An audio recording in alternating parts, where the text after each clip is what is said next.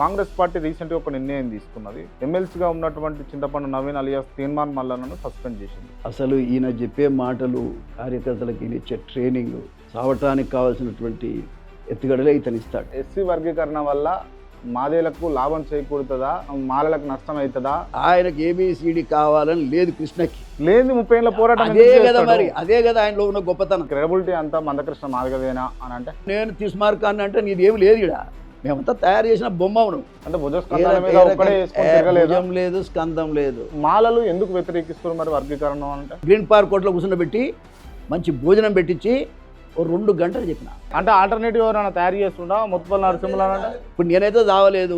మీరు అంటే సాటిస్ఫైడ్గా ఉన్నారా ప్రభుత్వం ఇచ్చినటువంటి నియమావళితోటి? రేవంత్ రెడ్డి గారి ప్రభుత్వంలో కూడా మాకు న్యాయం జరగలేదు. మీరు ఎంతమంది నాయకులను మాదిగ నాయకులను తయారు చేసిరు అని అడిగి, అసలు నా లైఫే వీళ్ళ జాతి, మన జాతి కోసం పనిచేస్తూ వస్తున్నాను. ఈ వర్గీకరణ కోసం చాలా మంది అమరులు అయిపోయారు కదా. మందకృష్ణ మాదిగ మాటలు విని పెట్రోల్ పోసుకొని మల్ల మాడి చచ్చిపోయి, మిమ్మల్ని ముఖ్యమంత్రి దగ్గరికి పోయేటప్పుడు పిలుచుకొని పోతే ఈ వారు ఉండకపోతుండేనా అంటే? మాదిగ జాతి నుంచి ఒక్క మనిషిని కూడా తీసుకుపోకుండా మిగతా కులాలను తీసుకుపోయి ఆయన దగ్గర ప్రజెంట్ అయ్యి, అంటే కేవలం అదే రీజన్ తోటే ఇప్పుడు ఈ వార్.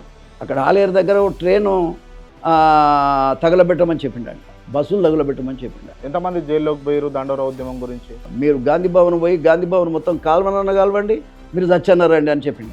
ఇప్పుడు ఎక్స్టెండ్ అవ్వడానికి లేకపోతే పోస్ట్ పోన్ అవ్వడానికి కారణం మందకృష్ణ మాదిగనా? అసలు దొరకడు. సడన్గా 10 రోజుల తర్వాత సీఎం గారి ఇంట్లో ఎక్కడ మిస్యూజ్ అయింది అనుకుంటారు మీరు దీన్ని? రైట్. మన ఒక్క నిమిషం ఆగాలి. ఒక్క నిమిషం. క్వశ్చన్ ముఖ్యం కాదు, ఆన్సర్ విను ఫస్ట్.